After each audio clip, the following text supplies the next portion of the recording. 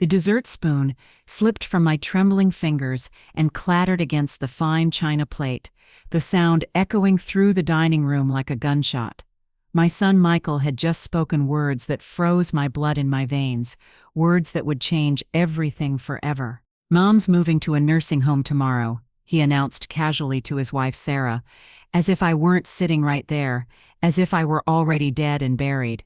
I stood frozen by the elegant mahogany dining table, the apple pie I had spent all afternoon baking, still steaming in my hands, my heart hammering against my ribs like a caged bird desperate to escape.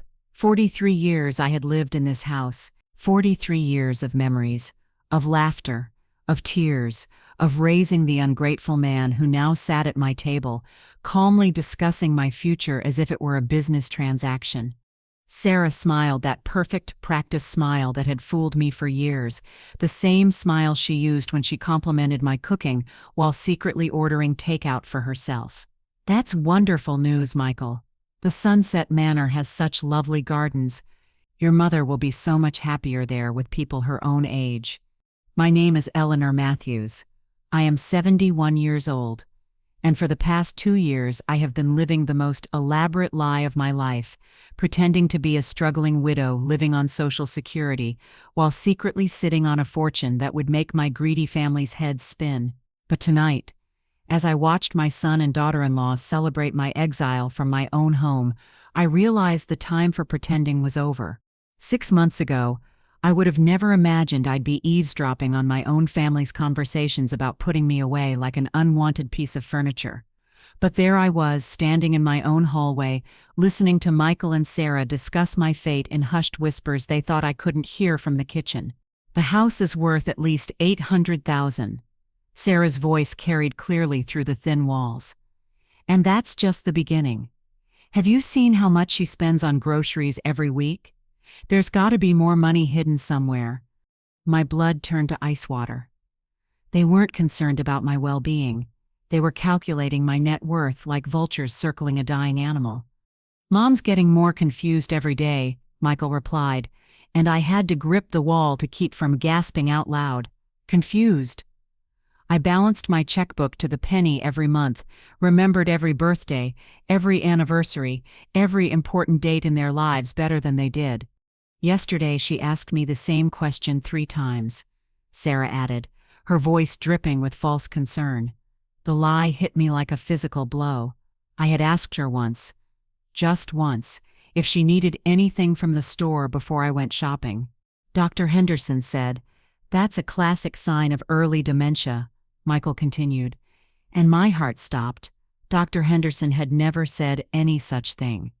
In fact, he'd complimented me just last week on my sharp mind and excellent health for my age. "When should we start the process?" Sarah asked, her voice now businesslike, efficient. "The sooner we get power of attorney, the sooner we can start managing her assets properly." Managing my assets. Not caring for me. Not ensuring my comfort. Managing my assets. I crept back to the kitchen on shaking legs, my mind reeling with the magnitude of their betrayal.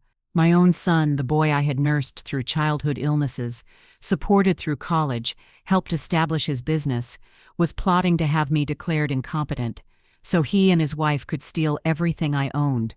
That night, I lay awake staring at the ceiling, my mind racing through 20 years of small moments that suddenly took on new meaning. Sarah's constant questions about my finances, disguised as concern. Michael's increasingly frequent visits, always coinciding with my bill-paying days. Their subtle suggestions about how dangerous it was for me to live alone. The next morning, I made a phone call that would change everything. "Mr. Patterson, this is Eleanor Matthews. I need to schedule an appointment.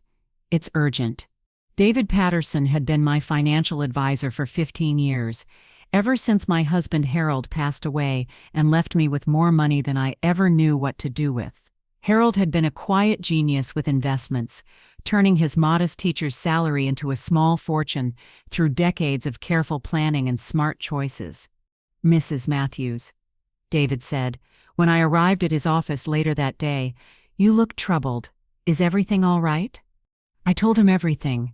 The conversations I'd overheard, the lies they were telling about my mental state, their obvious plans to have me declared incompetent. David's expression grew darker with every word. Eleanor, what you're describing is elder financial abuse. It's more common than people realize, and sadly, it often comes from family members. He pulled out a thick folder from his desk. Let me show you something that might interest you. The documents he spread before me were financial statements I hadn't seen in years. Bank accounts, investment portfolios, property deeds, insurance policies. The numbers made my head spin. Your total net worth is currently $4.2 million, David said quietly. The house is paid off and worth approximately $850,000. Your investment portfolio has grown significantly since Harold's death.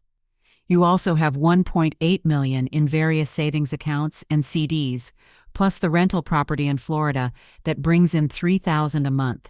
I stared at the numbers in shock. I knew Harold had left me well provided for, but I had no idea just how well. For 20 years I had lived modestly, driving my old Honda, shopping for bargains, clipping coupons, not because I had to, but because it's how I had lived my entire married life. David, I said slowly, Michael and Sarah think I'm a poor widow struggling on Social Security. And you never told them differently? I shook my head. Harold and I agreed early in our marriage to live below our means. We never wanted Michael to grow up entitled or to marry someone who was only interested in money.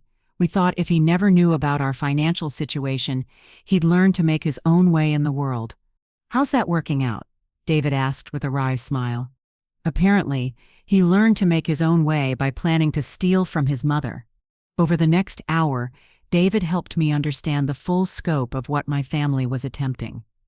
The power of attorney they wanted wouldn't just give them control over my daily expenses, it would give them access to everything. They could sell my house, liquidate my investments, move me to the cheapest facility they could find, and pocket the difference. What are my options?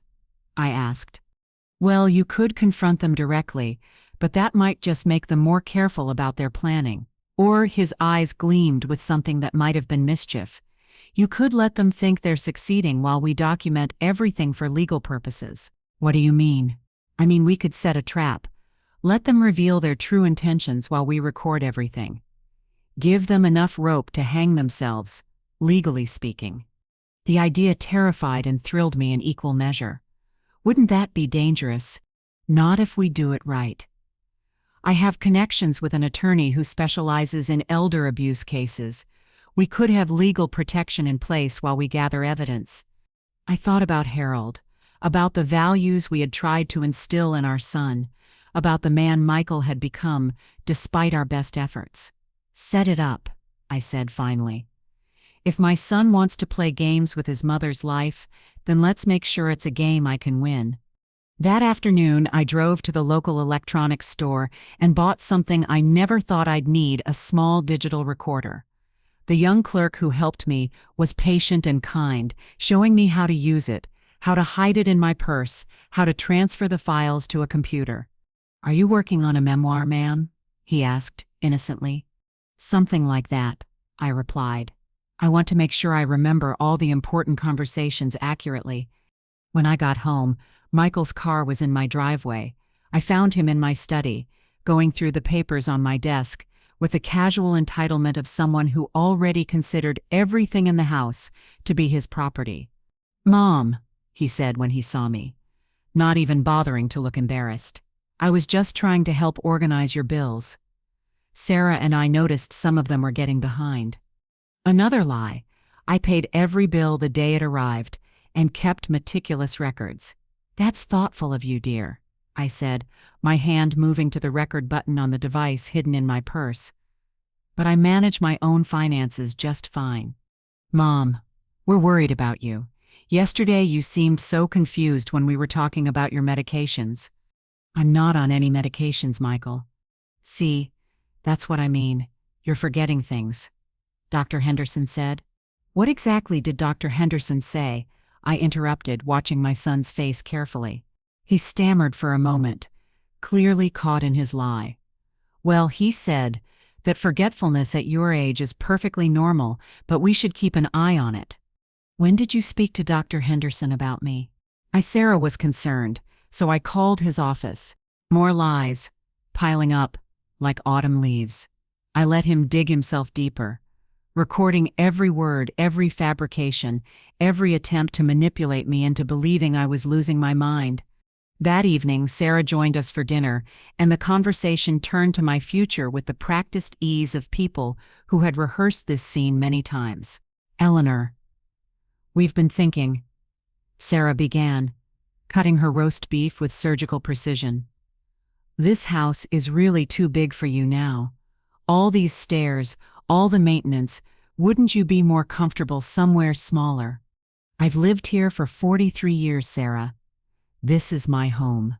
But think practically, Michael chimed in. What if you fell down the stairs? What if you had a medical emergency and no one found you for days? The concern in his voice might have fooled me once. Now it sounded like the well-rehearsed lines of a bad actor. I have neighbors, Michael. I have friends. I'm not as isolated as you seem to think. Mom, be realistic.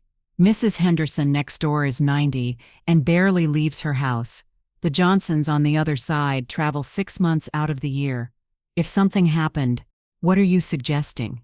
Sarah and Michael exchanged one of their loaded glances, the kind that said they'd discussed this moment in detail. There's a lovely assisted living facility called Sunset Manor, Sarah said. We toured it last week, and it's beautiful. 24-hour medical care, social activities, prepared meals. You'd make so many friends. You toured it without me?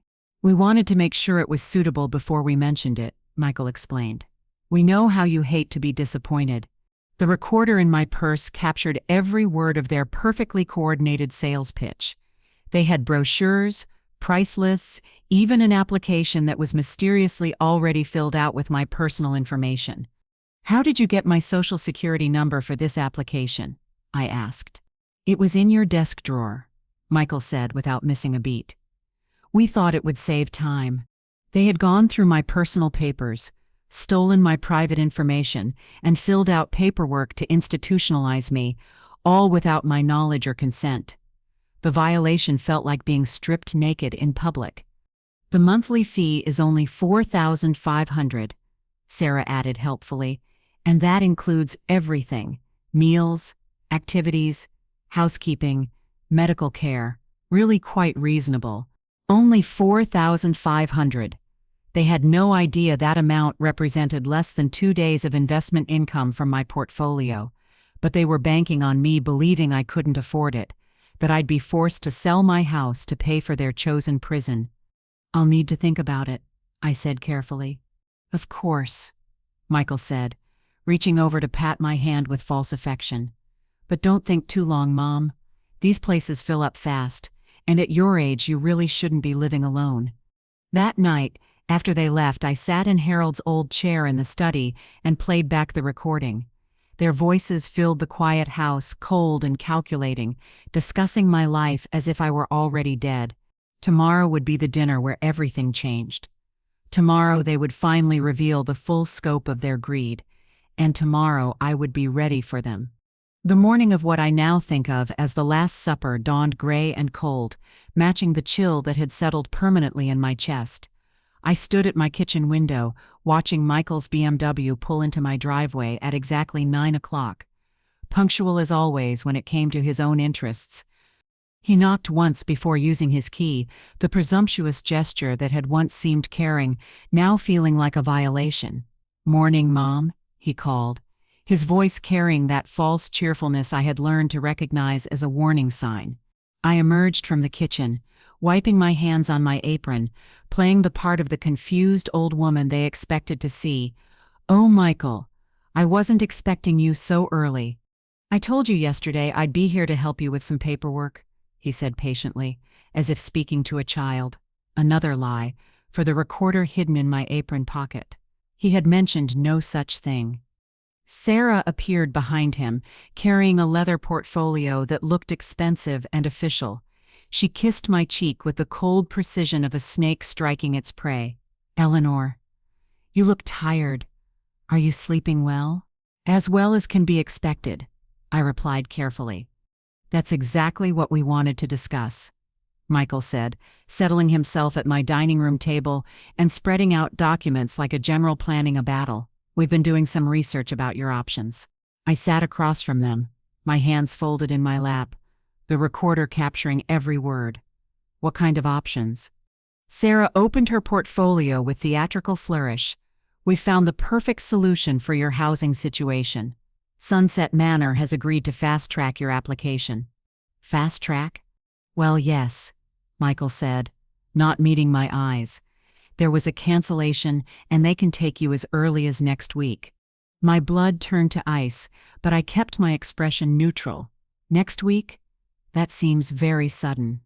Mom, we've been discussing this for months, Sarah said with practiced patience. You agreed that living alone wasn't safe anymore. Months? We had one conversation 3 days ago, and I had never agreed to anything. But I played along, letting them believe their manipulation was working. I suppose I have been more forgetful lately. Michael's face lit up with what he probably thought was relief, but looked more like triumph. Exactly. And the best part is, we can handle all the financial arrangements for you. No need for you to worry about complicated paperwork. What kind of financial arrangements? Sarah pulled out a thick stack of papers. Well, the monthly fee is $4,500, plus additional costs for meals, activities, and medical care. It adds up to about $6,000 per month. They had inflated the cost by $1,500. I wondered how much of that markup would end up in their pockets. That's a lot of money, I said weakly. I don't know if I can afford that on my Social Security. Oh, Mom, don't worry about that, Michael said with false reassurance. That's why we need to sell the house. This place is worth at least $800,000 in today's market. After we pay off the mortgage and handle the sale expenses, you'll have enough to cover years of care at Sunset Manor. But there is no mortgage, I said quietly. Your father paid it off 15 years ago. A brief flicker of surprise crossed Michael's face before he recovered. Well, even better. That means more money for your care. Sarah leaned forward with predatory intensity. The important thing is that we handle all these details for you. Real estate transactions can be so complicated, especially for someone who's not used to dealing with large sums of money. Someone who's not used to dealing with large sums of money. If only they knew I had been quietly managing a multi-million-dollar portfolio for 20 years while they struggled to balance their own checkbook. There's just one thing, Michael continued, sliding a document across the table. We need you to sign a power of attorney so we can act on your behalf with the bank, the real estate agent, and Sunset Manor. I stared at the document, my heart pounding. This was it. The moment they revealed their true intentions, not just to steal my house, but to gain complete control over every aspect of my life. What exactly would this power of attorney allow you to do? I asked. Just the basics, Sarah said dismissively. Pay your bills, handle your banking, make sure all your affairs are in order. It's really for your own protection. I pretended to read the document, though I had already reviewed a similar version with David Patterson. The language was broad enough to give them access to everything I owned. They could sell my house, liquidate my accounts, and move me to the cheapest facility they could find, all while telling me it was for my own good. This says you would have authority over all my financial decisions. Only because we love you and want to protect you, Michael said, his voice dripping with false sincerity. Mom, you have to trust us. We're your family. Family. The word felt like acid in my mouth. I need to think about this. Sarah's mask slipped for just a moment, revealing the cold calculation underneath. Eleanor, thinking too much about complex decisions is exactly why you need our help. These kinds of choices are overwhelming for someone in your situation. My situation. A healthy 71-year-old woman with a net worth that could buy and sell their entire neighborhood. What if I'm not ready to move to Sunset Manor next week? Michael's jaw tightened almost imperceptibly. Mom, we've already put down a deposit. The paperwork is filed. At this point, it's really not a question of if but when. They had filed paperwork and put down a deposit without my consent. The violation was staggering. But I forced myself to remain calm. You did all that without asking me? We wanted to surprise you, Sarah said with that synthetic smile. We knew you'd worry unnecessarily about the details. How much was the deposit? $5,000, Michael replied. But don't worry, it comes out of the first month's fees. $5,000 they didn't have, gambling on their ability to steal my assets to cover it. The desperation behind their plan was becoming clearer. Where did you get $5,000 for a deposit? Michael and Sarah exchanged one of their loaded glances. We used our savings, Sarah said carefully. We knew it was an investment in your future. Another lie. Michael's business had been struggling for months, and Sarah's part-time job at the boutique barely covered their car payments. They had probably borrowed against their credit cards, betting everything on their ability to access my money. That's very generous of you, I said, my voice neutral. It's what family does, Michael replied, reaching over to pat my hand. His touch felt like ice. Now about this power of attorney. The sooner we get it signed, the sooner we can start making arrangements. I looked at the document again, weighing my options. David Patterson had advised me to let them think they were succeeding while we documented everything, but seeing their eagerness to control my life made my stomach turn. Can I have my lawyer look at this first? The temperature in the room dropped 10 degrees. Mom, Michael said carefully, you don't have a lawyer. I have David Patterson. He's been handling my finances since your father died. Sarah's eyes narrowed. Eleanor, Mr. Patterson is a financial advisor, not a lawyer. This is a legal document that needs to be handled properly. Then maybe I should get a lawyer to review it. Michael stood up abruptly, his chair scraping against the hardwood floor. Mom, we're trying to help you, but you're making this unnecessarily complicated. Do you want to end up homeless? Because you couldn't make a simple decision. The threat hung in the air like smoke. Sign the papers or face the consequences. Are you saying that if I don't sign this, I'll be homeless? I'm saying that without our help, you won't be able to handle all the complexities of selling the house and arranging proper care, Michael replied, his voice rising slightly. Do you want to end up in some state-run facility because you waited too long to make smart choices? Sarah jumped in, playing the good cop to Michael's bad cop.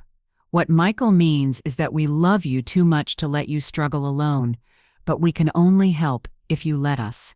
The manipulation was masterful. Threaten abandonment, then offer salvation, but only on their terms. I had seen this pattern before in documentaries about cult leaders and abusive relationships. I understand you want to help, I said slowly. But signing away all my legal rights seems extreme. Mom. Michael's voice took on a harsh edge I had never heard before. You're not thinking clearly. This is exactly the kind of confused reasoning that proves you need help making decisions. Confused reasoning. Now disagreeing with them was evidence of mental decline. Maybe we should continue this conversation another time, I suggested. I'm feeling a bit overwhelmed. Sarah leaned forward with false concern. Of course you're overwhelmed, sweetheart. These kinds of big changes are scary. That's exactly why you need us to handle the details. The thing is, Michael added, consulting his phone, we have an appointment with the intake coordinator at Sunset Manor this afternoon. She's expecting to meet you and review the paperwork. You made an appointment without asking me? We thought it would be easier if everything was arranged in advance, Sarah explained. Less stress for you. They had scheduled my institutionalization like a dental appointment. The arrogance was breathtaking. What if I don't want to go to this appointment? Michael's expression hardened. Mom, we've already committed to this. The deposit is paid, the paperwork is filed. The appointment is scheduled. At this point, backing out would be problematic. Problematic for whom? For me? Or for their financial situation? How exactly would it be problematic? Well, Sarah said carefully. Sunset Manor doesn't refund deposits if the applicant changes their mind at the last minute. We'd be out $5,000. $5,000 they had gambling on stealing my assets. Now they were trying to guilt me into compliance to cover their bad bet. I see, I said quietly. So I need to give up my home and my independence so you don't lose money on a deposit you paid without my permission. The silence that followed was deafening. Michael stared at me as if I had slapped him. Mom, that's not what we're saying at all. Then what are you saying? He struggled for words, probably trying to figure out how to reframe extortion as love. We're saying that sometimes families have to make difficult decisions together. We've started a process that's in your best interest, and now we need to follow through. In my best interest, everything they wanted was supposedly in my best interest. The nursing home, the power of attorney, the sale of my house, the control over my money, all in my best interest. I stood up slowly, feeling the weight of 71 years and 43 years of marriage in my bones. I need to think about all this. Mom, I said I need to think about it. My voice carried an authority that surprised all three of us. Sarah gathered up her papers with sharp, angry movements. Eleanor, we're only trying to help, but we can't force you to accept what's good for you. Michael kissed my forehead, the gesture feeling more like a threat than affection. We'll give you a few hours to process everything. But Mom, this decision can't wait forever. After they left, I sat in my quiet house, the recorder still running in my apron pocket. I had hours before the dinner that would change everything. Hours to prepare for the performance of my lifetime. I walked to Harold's study, where his portrait still hung above the old oak desk. Well, my love, I whispered to his gentle face. Tonight they'll learn that the woman they're trying to destroy is stronger than they ever imagined. By 5 o'clock that evening, I had set my dining room table with my finest china, the spode pattern Harold had given me for our 25th anniversary. The irony wasn't lost on me that I was using my most precious dishes for what might be the last meal I'd ever share with my son. The apple pie sat cooling on the counter, filling the house with the warm scent of cinnamon and nutmeg. I had spent the afternoon cooking Michael's favorite meal, pot roast with carrots and potatoes, just the way I'd made it when he was a boy coming home from school with scraped knees and hungry eyes. But that innocent boy was gone, replaced by a man who saw his mother as nothing more than an obstacle to financial security. I adjusted the recorder in my cardigan pocket one final time and checked my appearance in the hallway mirror. Soft gray hair neatly styled, a touch of lipstick, the simple blue dress that Sarah had once called so charming and old-fashioned. Tonight I wanted to look exactly like the harmless old woman they thought they were manipulating. Michael's BMW pulled into the driveway at exactly 6 o'clock. Through the window, I watched him and Sarah having an intense conversation in the car, their gestures sharp and urgent. Sarah was holding papers, probably the power of attorney documents, and her mouth was moving rapidly as she gave what looked like last-minute instructions. When they finally came to the door, their expressions had transformed into masks of false warmth and concern. Mom. Michael kissed my cheek with practiced affection. Something smells incredible. I made your favorite, I replied, leading them into the dining room. Pot roast, just like when you were little. Sarah surveyed the elegant table setting with barely concealed impatience. Eleanor, you really didn't need to go to all this trouble. We won't be here long. Won't be here long. Because they had plans for me that didn't include a leisurely family dinner. As we sat down to eat, the conversation remained superficially pleasant. Michael complimented the roast, Sarah praised the vegetables, and I played the role of the grateful mother, happy to have her family gathered around her table. But I could feel the tension building like electricity in the air before a storm. They kept exchanging glances, checking the time, waiting for the right moment to deliver their carefully rehearsed blow. It came, as these things often do, in the middle of the most ordinary moment. I had just stood up to serve dessert when Michael cleared his throat with the gravity of someone about to deliver momentous news. Mom, sit down. Sarah and I need to discuss something important with you. I remained standing, the serving spoon in my hand, pie plates arranged on the sideboard like ammunition for a battle I was finally ready to fight. "What is it, dear?" Michael looked at Sarah, who nodded encouragingly. "We've made some decisions about your living situation." "Decisions?" I kept my voice steady, though my heart was racing. "The appointment with Sunset Manor went very well this afternoon," Sarah said with false brightness. "They're thrilled to have you, and they can take you as early as tomorrow." "Tomorrow. Not next week, not next month. Tomorrow." "You went to Sunset Manor without me?" "We thought it would be easier to handle the preliminaries ourselves," Michael explained. "All the financial arrangements are settled. The intake coordinator is expecting you at 10 a.m. I set down the serving spoon with deliberate care. "And what if I don't want to go to Sunset Manor tomorrow?" The mask slipped from Sarah's face for just a moment, revealing the cold calculation underneath. "Eleanor, we've discussed this. You agreed that living alone wasn't safe." I agreed to nothing. Michael's voice took on that patronizing tone I had learned to hate. "Mom, we can't keep having the same conversation over and over. Your memory isn't what it used to be." "My memory is perfectly fine, Michael." "Is it?" Sarah interjected, pulling out a small notebook. "Because I've been keeping track. Last week you asked me 3 times if we were coming for dinner. 2 weeks ago you forgot you had already paid your electric bill and tried to pay it again. Yesterday, you couldn't remember where you put your car keys. Every word was a lie, meticulously crafted and documented to build a case for my incompetence.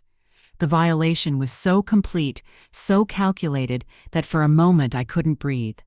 "Those are lies, Sarah." "Mom," Michael said gently, as if speaking to a confused child, "this is exactly what we're talking about. You're not remembering things accurately anymore." I looked at my son, this man I had raised, sacrificed for, loved unconditionally, and saw a stranger. "So you're saying my own memories of my own life are wrong?" "We're saying that memory problems are normal at your age," Sarah replied smoothly. "That's why you need professional care." I walked slowly back to my chair and sat down, my hands folded in my lap. The recorder was still running, capturing every word of their choreographed performance. "Tell me about the financial arrangements you mentioned." Michael brightened, probably thinking I was finally accepting their plan. "Well, the good news is that we can cover the costs by selling the house. Sarah found a real estate agent who thinks we can get $800,000, maybe more." "We?" "Well, obviously we'll handle everything for you," Sarah explained. "Real estate transactions are so complicated, especially for someone who's never dealt with large sums of money. Someone who's never dealt with large sums of money." The irony was so complete, I almost laughed. "And where would this money go?" "Into a special account to pay for your care," Michael said. "Don't worry, Mom. We'll manage everything for you." "How generous of you to manage my money for me." Neither of them caught the sarcasm in my voice. They were too focused on their victory to notice the change in my tone. "There's just one small formality," Sarah continued, pulling out the familiar power of attorney document. "We need you to sign this so we can handle all the legal details." I stared at the document that would sign away my freedom, my dignity, and my life's work. "What exactly does this power of attorney allow you to do?" "Just the basics," Michael assured me. "Pay bills, handle banking, make sure you get the care you need." "And if I refuse to sign it?" The silence that followed was deafening. Michael and Sarah exchanged a look that spoke volumes. "Mom," Michael said carefully, "refusing to sign would be problematic." "Problematic how?"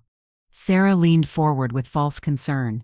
"Eleanor, if you're not competent to make your own decisions, the state might have to step in. Court-appointed guardians, lengthy legal proceedings, public scrutiny. It would be so much easier if we handle this privately, as a family." The threat was clear. Sign the document or they'd have me declared incompetent in court. "I see," I said quietly. "So my choices are to voluntarily give you control of my life, or have you take control of my life, involuntarily." "Mom, that's not how we'd put it," Michael protested weakly. How would you put it? He struggled for words, probably trying to reframe extortion as love. We're trying to help you make smart decisions about your future. I stood up slowly, feeling the weight of 71 years in my bones, but also feeling stronger than I had in decades. Michael, Sarah, I have something to tell you. They looked at me expectantly, probably thinking I was about to surrender. I've been lying to you for years. Michael frowned. Mom, what are you talking about? I've been pretending to be a poor widow, living on Social Security, struggling to make ends meet, dependent on your occasional help and kindness. Sarah's eyes narrowed. Eleanor, you're not making sense. I walked to Harold's old secretary desk in the corner of the dining room and pulled out a folder I had prepared that afternoon. Actually, I'm making more sense than I have in years. I spread the documents across the dining room table, right next to the fine china and the cooling pot roast. Bank statements, investment portfolios, property deeds, insurance policies. My name is Eleanor Matthews, and my net worth is currently $4.2 million. The silence that followed was so complete I could hear the grandfather clock ticking in the hallway. Michael stared at the documents, as if they were written in a foreign language. Mom, what is this? This is the truth, Michael. Your father wasn't just a high school math teacher. He was a financial genius who turned his modest salary into a fortune through 40 years of careful investing. Sarah grabbed one of the bank statements with shaking hands. This shows $1.8 million in savings accounts. That's just the liquid assets, I explained calmly. The investment portfolio is worth another $2.4 million, plus this house which is paid off, and the rental property in Florida that brings in $3,000 a month. Michael was still staring at me as if I had grown a second head. You've been rich all this time? All this time. But you clip coupons. You drive that old Honda. You shop at discount stores. Because that's how your father and I lived our entire married life. We believed in living below our means, saving for the future, not flashing our wealth around. Sarah's face had gone pale. Why didn't you tell us? I looked at her with the contempt I had been hiding for years. Because we wanted to see what kind of man Michael would become without the influence of money. We wanted him to develop his own work ethic, his own values, his own character. The implication hung in the air like poison gas. And what did we discover? I continued. We discovered that my son would lie to me, manipulate me, try to have me declared mentally incompetent, and steal my home, all for money he thought I didn't have. Michael's mouth opened and closed like a fish out of water. Mom, we were trying to help. Help? My voice rose for the first time in the entire conversation. You were trying to help yourselves to everything I own. You put a deposit on a nursing home without my permission. You filled out applications using my personal information. You brought lawyers to my home to pressure me into signing away my rights. Sarah found her voice, but it came out as a whisper. We thought you were struggling financially. So you decided to solve my financial problems by stealing everything I own. We weren't stealing, Michael protested. We were trying to make sure you got proper care. I laughed, a sound with no humor in it. Proper care? At $6,000 a month for a facility that charges $4,500, where was that extra $1,500 going to go, Michael? His face flushed red. We never said. You inflated the costs by $1,500 a month. Did you think I wouldn't notice? Did you think I was too confused to do basic math? I pulled out the small recorder from my pocket and set it on the table next to the financial documents. This device has been recording our conversations for the past week. Every lie, every manipulation, every threat, every attempt to gaslight me into believing I was losing my mind. Sarah stared at the recorder in horror. You've been recording us? Every word. Your plans to have me declared incompetent. Your schemes to steal my house. Your fake concerns about my mental health. Your lies to doctors and lawyers. All of it. Michael reached for the recorder, but I snatched it away. Don't even think about it. Mom, please. Let us explain. Explain what? How you were going to put me in the cheapest facility you could find while pocketing the difference. How you were going to sell my house and manage as the proceeds. How you were going to control every aspect of my life while I waited to die in some institutional room. The truth was finally out. Raw and ugly and undeniable. Sarah started to cry, but they weren't tears of remorse. They were tears of frustration, of a plan gone horribly wrong. Eleanor, we love you. We just wanted to take care of you. You wanted to take care of my money. There's a difference. I began gathering up the financial documents, suddenly exhausted by the confrontation I had been planning for days. Here's what's going to happen, I said with quiet authority. You're going to leave my house. You're going to cancel whatever arrangements you've made with Sunset Manor.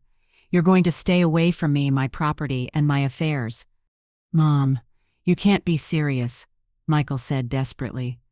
We're family. Family doesn't lie. Family doesn't steal. Family doesn't try to destroy the people they claim to love. I walked to the front door and held it open. Get out of my house. They gathered their things with the stunned movements of people whose world had just collapsed. Sarah clutched her purse like a shield, and Michael looked back at me with an expression I couldn't quite read. Mom, he said from the doorway, what happens now? Now you learn to live without money you never earned, from a mother you never respected, in a life you'll have to build with your own hands. After they left, I stood in my dining room, surrounded by the remnants of our last meal together. The pot roast had grown cold, the apple pie sat untouched, and the fine china gleamed in the lamplight like artifacts from a life that was ending. But for the first time in years, I felt completely free. The 3 days that followed were the quietest my house had been in years. No unexpected visits, no phone calls asking for money, no manufactured emergencies that required my immediate financial attention. For the first time in decades, my telephone sat silent, and the peace was both liberating and heartbreaking. I spent those days methodically undoing the damage Michael and Sarah had tried to inflict on my life. My first call was to Sunset Manor, where a sympathetic administrator named Mrs. Chen confirmed what I already suspected. Mrs. Matthews, I'm so sorry for the confusion, she said when I explained the situation. Your son and daughter-in-law did come to tour our facility, but they never actually put down a deposit. They asked us to hold a room and said they'd return with payment, but we never heard from them again. Another lie. They had told me they'd already paid $5,000, money they supposedly didn't have, to guilt me into compliance. The manipulation was so complete, so calculated, that even knowing the truth, I felt dizzy from the sheer audacity of it. Mrs. Chen, did they say anything about my mental state during their visit? There was a pause. Actually, yes. They mentioned they were concerned about your memory and decision-making abilities. They asked about our memory care unit and whether we could handle residents who might be resistant to treatment. Resistant to treatment. They had been laying groundwork to have me forcibly medicated if I didn't comply with their plans. My second call was to Dr. Henderson, my physician for the past 15 years. When I explained what Michael had told me about him diagnosing early dementia, Dr. Henderson was outraged. Eleanor, I never said any such thing. In fact, your cognitive tests last month were excellent. Your son never called my office, and I certainly never discussed your medical condition with anyone. Doctor, is there any way someone could access my medical records without my permission? Absolutely not. That would be a federal crime under EPA laws. Eleanor, what your son did constitutes medical fraud. You could file a complaint with the state medical board. But I wasn't interested in complaints or lawsuits. I was interested in protecting myself and understanding the full scope of their deception. My third call was to David Patterson, my financial advisor. David, I need you to run a complete security check on all my accounts. I want to make sure no one has been trying to access my information. The results were sobering. Over the past 6 months, there had been 3 attempted unauthorized access attempts on my primary investment account. Someone had been using partial social security numbers and old addresses, trying to gain entry to my financial information. Eleanor, this looks like someone who had access to your personal documents was systematically trying to hack into your accounts, David explained. The attempts were sophisticated enough that they almost succeeded. I thought about Michael going through my desk drawer, Sarah asking casual questions about my banking habits, their sudden interest in helping me organize my paperwork. They hadn't just been planning to steal from me in the future, they had been actively trying to rob me for months. On the fourth day, my doorbell rang at exactly 3 o'clock in the afternoon. I checked the security cameras I had installed years ago after a break-in in the neighborhood, and saw a woman in a business suit holding a manila folder. "Mrs. Matthews, I'm Janet Foster from Adult Protective Services. I understand there have been some concerns raised about your welfare." My blood ran cold. Michael and Sarah had escalated their campaign. When direct manipulation failed, they had called in the authorities. I opened the door but kept the chain latched. "What kind of concerns?" "May I come in? I have a report here that suggests you may be in danger from financial predators who are isolating you from your family." The irony was so complete, it took my breath away. They had reported me to Adult Protective Services, claiming I was being exploited by the very people who were trying to protect me from their exploitation. I unlatched the door and let Miss Foster in. She was a pleasant woman in her 40s with kind eyes and a genuine concern that felt different from the false sympathy I'd been receiving from my own family. "Mrs. Matthews, we received a call from your son expressing serious concerns about your mental state and your recent isolation from family members. He mentioned that you've been influenced by neighbors and financial advisors to make decisions that aren't in your best interest." I led her to my living room, where Harold's portrait still watched over everything with his gentle smile. "Miss Foster, would you like to see my financial records?" She looked surprised. "That's not typically necessary for a welfare check, but if you'd like to share them." I brought out the folder David Patterson had prepared, complete with account statements, investment portfolios, and a letter from my physician confirming my excellent mental health. I also brought out the small recorder that contained Michael and Sarah's conversations. For the next hour, Miss Foster reviewed everything. She listened to portions of the recordings, examined my financial documents, and asked detailed questions about my daily routine, my medical care, and my social connections. "Mrs. Matthews," she said finally, "I have to tell you, this is one of the most clear-cut cases of attempted elder financial abuse I've ever encountered. Your son and daughter-in-law appear to have orchestrated a systematic campaign to gain control of your assets. What does that mean legally?" "It means they've committed several crimes: filing false reports with Adult Protective Services, attempting to gain unauthorized access to your financial accounts, fraudulent misrepresentation to medical facilities. The recordings you have could be used as evidence if you choose to pursue charges." The weight of it all settled on my shoulders. My own son was a criminal, not just ungrateful, not just greedy, but an actual criminal who had broken multiple laws in his attempt to rob his mother. "What would you recommend I do?" "Honestly, I'd recommend getting a restraining order. Document everything. Consider changing your will to protect your assets from future manipulation attempts. And, Mrs. Matthews, don't let them guilt you into thinking you've done anything wrong. You're the victim here." After Miss Foster left, I sat in my quiet house and cried for the first time since this nightmare began. Not tears of sadness, but tears of grief. I was mourning the son I thought I had, the family I thought I belonged to, the love I thought was real. That evening, my neighbor Mrs. Patterson knocked on my door with a casserole and a concerned expression. "Eleanor, I hope you don't mind my asking, but I noticed your son and his wife haven't been around lately. Is everything all right?" Mrs. Patterson was 82, a widow who had lived next door for 30 years. She had always been kind but distant, the sort of neighbor who waved from her garden but never intruded. "Actually, Mrs. Patterson, everything is better than it's been in years." She looked surprised. "I'm glad to hear that. I have to admit, I've been worried about you lately." "Worried? Why?" Well, I don't like to gossip, but I couldn't help noticing that your son seemed to be visiting an awful lot, and you seemed different, more anxious, more withdrawn. I actually considered calling someone to check on you, but I didn't want to interfere. The revelation hit me like a physical blow. My neighbor, this woman I barely knew, had been more genuinely concerned about my welfare than my own family. Mrs. Patterson, would you like some coffee? I think there are some things you should know. We spent the evening in my kitchen, and I told her everything. The attempted financial manipulation, the lies about my mental health, the plan to institutionalize me against my will. Mrs. Patterson listened with growing horror. Eleanor, I had no idea it was that serious.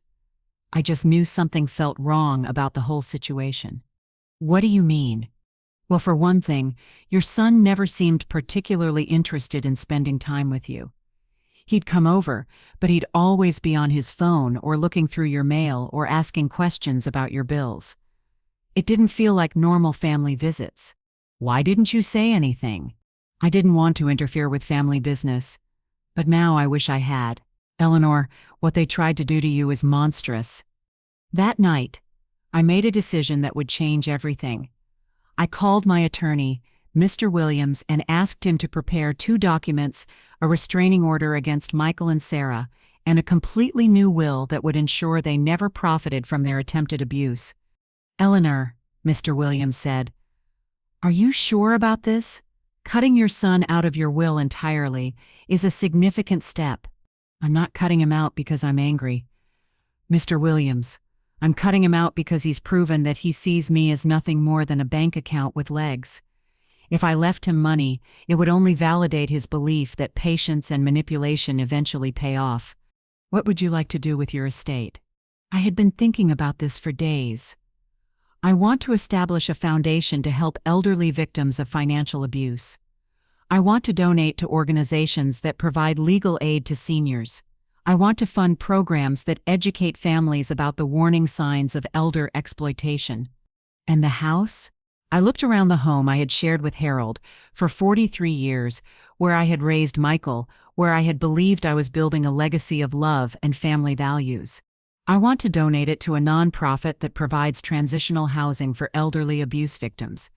Let it be a place where other people can find safety when their own families betray them. Mr. Williams smiled for the first time since I'd known him. Eleanor, I think Harold would be very proud of you. The next morning, I woke up feeling lighter than I had in years. For the first time since Harold's death, I was living entirely for myself. No one was depending on me financially. No one was manipulating my emotions. No one was treating me like an obligation instead of a person. I made coffee, read the newspaper, and planned my day entirely around things that brought me joy. I would visit the art museum, have lunch at that little French cafe I'd always wanted to try, maybe even look into those painting classes I'd been putting off for 20 years. At exactly noon, my doorbell rang. I checked the security cameras and saw Michael standing on my porch, looking haggard and desperate. I didn't answer the door. Instead, I called Mr. Williams. The restraining order is in effect as of this morning, he confirmed. He's not allowed within 500 feet of your property. Do you want me to call the police?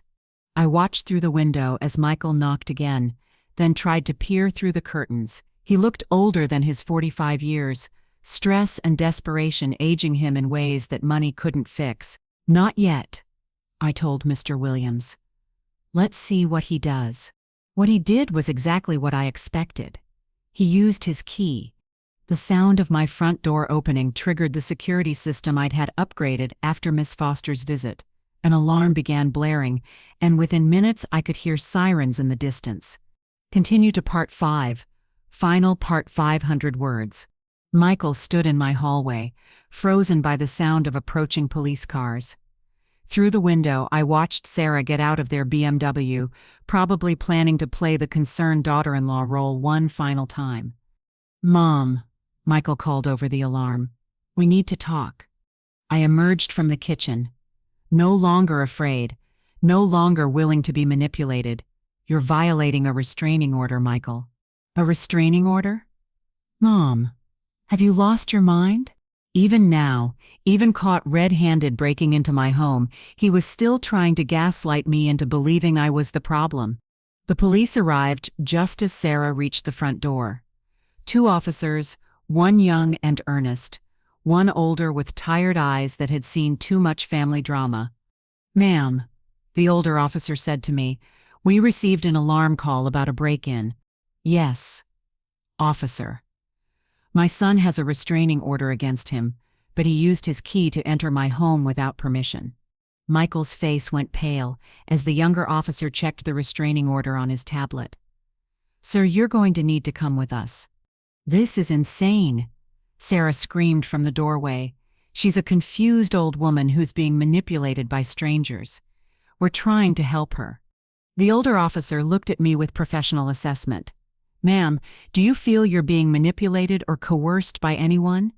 "Officer," I said calmly, "I'm a 71-year-old woman with a net worth of $4.2 million, perfect mental health confirmed by my physician, and complete legal documentation of my son's attempt to steal my assets and have me declared mentally incompetent. The only people who have tried to manipulate me are being arrested in my living room." The officer's eyebrows rose slightly. "Well, that's pretty clear-cut." As they led Michael away in handcuffs, he looked back at me with an expression I couldn't quite read. Anger, certainly. Desperation. But maybe, just maybe, a flicker of shame. "Mom," he called out, "you'll regret this. We're the only family you have." I stood in my doorway, watching the police car drive away with my son in the back seat. Mrs. Patterson emerged from her house and walked over to stand beside me. "Are you all right, Eleanor?" I thought about Harold, about the values we'd tried to instill, about the man our son had become despite our best efforts. I thought about the foundation I was establishing, the lives that might be saved, the legacy of protection instead of exploitation. "Mrs. Patterson," I said, "I'm better than I've been in years." That evening, I sat in Harold's chair, reading the newspaper by lamplight. The house was quiet, peaceful, mine. Tomorrow, I would begin the next chapter of my life, free from the weight of ungrateful obligations and false love. My name is Eleanor Matthews. I am 71 years old, and I have finally learned that the most important person in my life to love and protect is myself.